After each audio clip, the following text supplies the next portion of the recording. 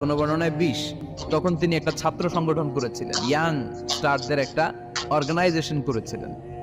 ওটার নাম তিনি দিয়েছিলেন হালাফুল ফুদুল। হালাফুল ফুদুল, ওইটারই আমরা বাংলা কি বলি? হিলফুল ফুজুল। হালাফ মানে শপথ, oath, we take an oath in the name of আল্লাহ।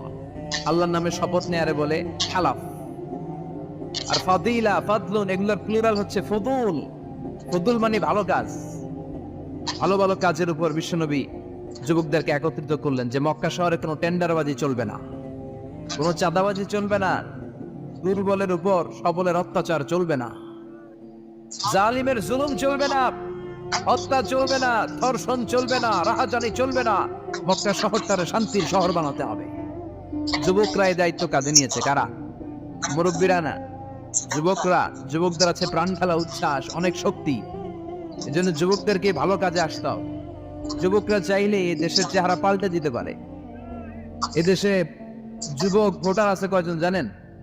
নতুন করে যুবক ভোটার হয়েছে 2 কোটি। কয় কোটি? 2 কোটি না? Can you imagine that? কল্পনা করতে পারেন? They can change Bangladesh. They can change the face of Bangladesh.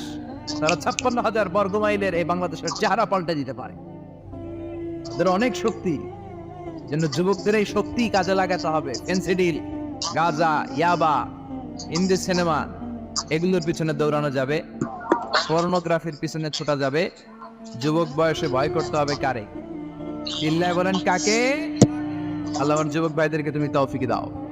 বিশ্বনবী এই হালাফুল ফুদুল তিনি গঠন করলেন মক্কাতুল মুকাররমাতে। পুরো মক্কা শহরটা শান্তির শহর হয়ে গেল। সুবহানাল্লাহ। আউয়ালু মা ইউহাসাবু বিহিল আবদু ইয়াউমাল কিয়ামাতি আস-সালাহ। কিয়ামতের দিন সর্বপ্রথম হিসেব নেওয়া হবে নামাজের, সালাতের। সালাত চিনেন তো? কুরবানির গোশত খাওয়ার মাঝখানে যেটা খায় ওটা, হ্যাঁ, এটারে বাংলায় আমরা নামাজ বলি। কি বলি? নামাজ। বিশ্বনবী ইন্তেকাল করবেন, রূহ বের হয়ে যাচ্ছে, 2-3টা শব্দ বললেন, এর মধ্যে একটা ছিল সালাত। আর সালাত উম্মতেরা নামাজ, নামাজ, নামাজ ছেড়ে দিও না। ওয়া মালাকাত আইমানুহুম। মানুষ ইন্তেকালের আগে শ্বাস বের হয়ে যাচ্ছে, রূহ চলে যাচ্ছে, ওই মুহূর্তে কি জরুরি কথা বলে নাকি ফালতু কথা বলে? সবচেয়ে জরুরি কথাটাই তখন সে বলে যায়, ঠিক কিনা? কথা বলেন। বিষ্ণু বলেছিলেন নামাজ। ওমরে ফারুক, ওনার কাছে আবু লুলু আল মাজুসি, এক অগ্নি উপাসক এসে বিচার দিল, ইয়া ওমর আল ফারুক, আমার মনিবের নাম হচ্ছে মুগীরা ইবনে শুয়বা। সে প্রতিদিন 4 দিরহাম করে আমার কাছে চার্জ করে। এত টাকা চার্জ করে কেন? উনি জিজ্ঞেস করলেন তুমি কি কাম পারো? আমি খঞ্জর বানাইতে পারি। খঞ্জর চিনেন? ছোট ছোট্ট ছুরি আরবরা পকেটে রাখে। ওমানের সুলতান কাবুসের ছবি দেখবেন, এখানে একটা খঞ্জর আছে। আমি খঞ্জর বানাইতে পারি। খঞ্জর বানাতে পারো? মদিনায় তো কেউ বানাতে পারে না, তুমি খঞ্জর বানাইতে পারো? তুমি তো অনেক টাকার মানুষ মিয়া, তোমার মনিব তো অল্প টাকায় চার্জ করছে, এটা দিতেই হবে। আবু লুলু কয়, ওমর তুমি সবার জন্য এত নরম, আমার জন্য গরম, তোমার আমি বুঝাবো। সে বাড়িতে যে একটা খঞ্জর বানালো, মাকবাদাতুহু ফি ওয়াসাতিহি, যে খঞ্জরের হ্যান্ডেল হচ্ছে মাঝখানে, 2 দিকে ধারালো ছুরি। সেটা ধার দেয় আর কয়, ওমর তোরে আমি বুঝাবো।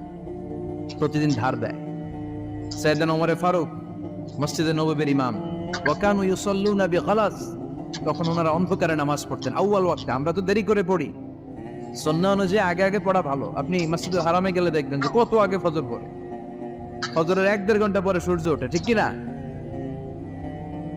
তো সে একবার ছদ্মবেশে ফজরের সময় প্রথম কাতারে যে হাজির, আসলে কিন্তু মাজুসি, সূর্যের পূজা করে। খঞ্জরটা নিয়ে এসে দাঁড়ালেন। ওমরে ফারুক ফজরের সময় ঢুকলেন, বললেন আকিমিস সালাহ, একামত দাও। একামত দেয়া হলো।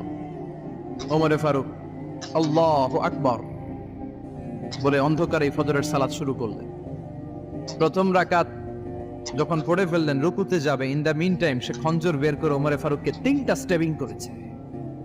একটা নাভিতে মারার সাথে সাথে নাভিটা কেটে গেল, আর একটা এই পাশে পাজরে, আর একটা পেটের মাঝখানে, পেটও কেটে গেল। ওমরে ফারুক বললেন কাতালানি আল কালব, এক কুকুর আমারে মেরে ফেলেছে। ওমরে ফারুককে পিছনে নিয়ে যাওয়া হলো। আব্দুর রহমান ইবনে আউফকে টেনে ইমামতির জায়গায় নেওয়া হলো। আর সে কাতারের মাঝখান দিয়ে খঞ্জর ঘুরাতে ঘুরাতে আগাতে লাগলো। ওর খঞ্জরের আঘাতে 7 থেকে 8 জন সাহাবী স্পট ডেথ, জায়গায় শেষ। ওমরে ফারুক বেহুশ। ওমরে ফারুক, ওনার মুখে দুধ দেয়, দুধ ওই নাভি দিয়ে বের হয়ে যায়। নাভিজ দেয়, নাভিজ পেট দিয়ে বের হয়ে যায়। রাষ্ট্রীয় চিকিৎসকরা বুঝতে পারলো উনি আর বাঁচবে না, বেহুশ সবাই দাঁড়িয়ে আছে। কি হয় আমাদের আমিরুল মুমিনিনের 10টি বছর তিনি অর্ধ পৃথিবীর শাসন করেছেন, উনার ভয়ে বাঘে মহিষে এক ঘাটে পানি খেত। হুশ ফেরার পরে ওমরে ফারুক বলেন, আমারে মারছে কে? আমার কি অবস্থা, বাঁচবো কিনা? আমার ছেলে আব্দুল্লাহ কোথায়? আব্দুর রহমান কোথায়? আমার বিবিরা কোথায়? কত সম্পদ আমার আছে, কোথায় গেলে ভালো চিকিৎসা পাওয়া যাবে? কিচ্ছু সে বলে না। হুশ ফিরার পরে ওমরে ফারুকের প্রথম প্রশ্নটা ছিল আসল্লান্নাস, আসল্লান্নাস, আমার দায়িত্বে, আমার নেতৃত্বে যে ফজরের একটা নামাজ শুরু হয়েছিল এটা কি ঠিক মতো শেষ হয়েছিল? আসল্লান্নাস, মানুষের নামাজটা পড়ছিল, এক রাকাতের দায়িত্ব পালন করতে পেরেছে, এরপর হুশ নাই। বাকি এক রাকাতের কি হয়েছে? মুসল্লিদের কি হয়েছে? সালাতটা ওয়াক্ত মতো হয়েছে কিনা? আসল্লান নাস, এটা ছিল ওমরে ফারুকের প্রশ্ন। সুবহানাল্লাহ করবেন না?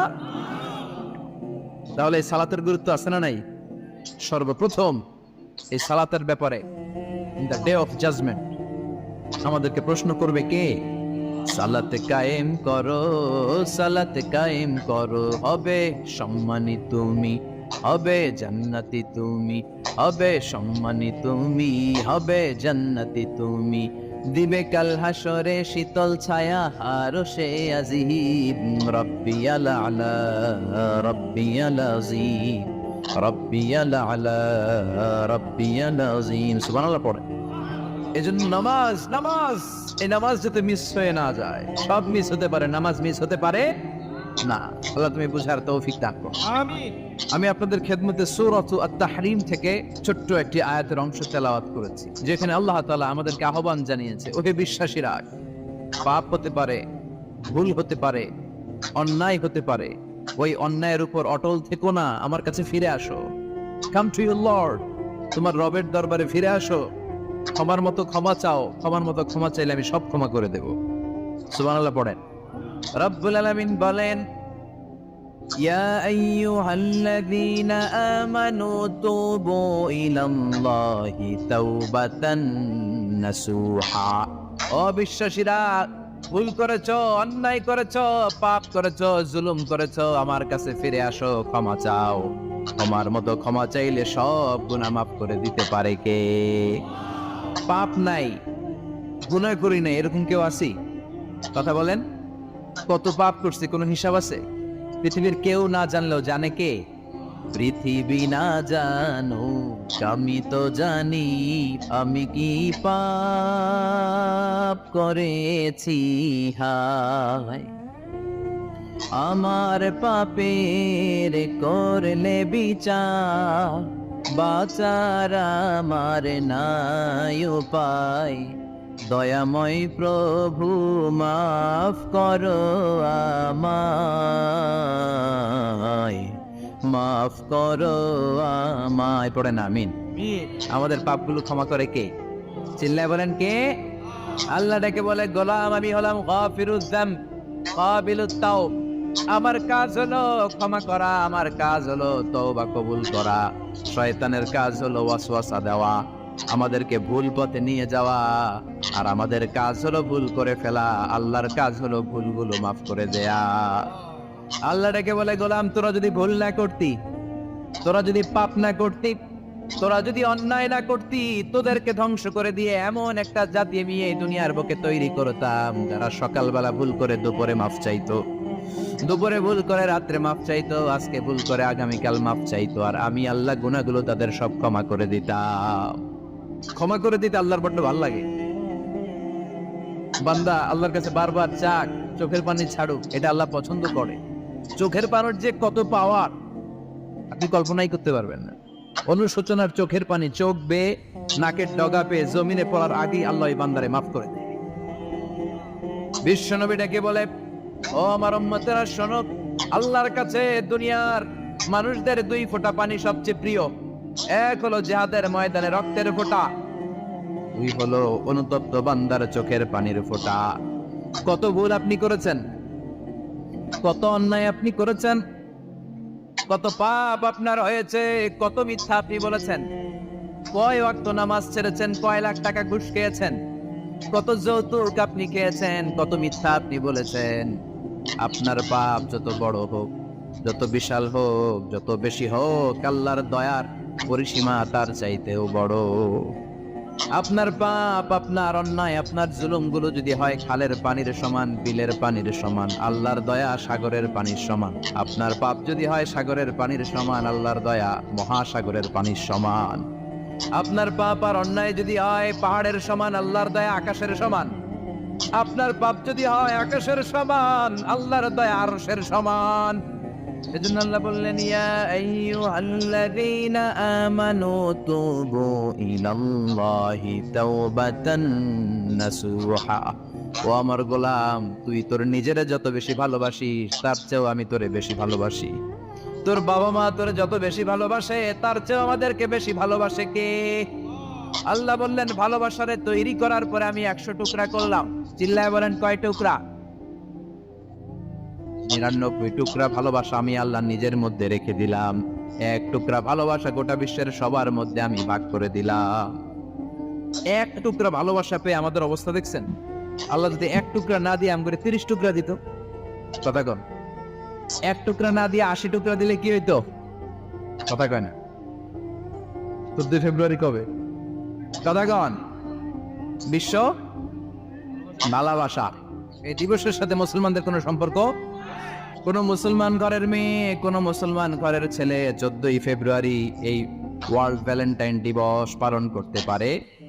এগুলোর সাথে আমাদের সম্পর্ক নাই। যাদের মধ্যে কোনো ভালোবাসা নাই, মিল মহব্বত নাই, তারা বছরে একটা দিন দেখানোর জন্য পালন করে। আমাদের সারা বছরই তো ভালোবাসা।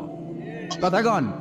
রাসূল আমার ভালোবাসা, রাসূল আমার আলো আশা, রাসূল আমার প্রেম বিরহের মূল আলোচনা, রাসূল আমার কাজে কর্মের অনুপ্রেরণা। ঠিক কিনা? আমার নবীর জন্য আমার ভালোবাসা আছে না নাই?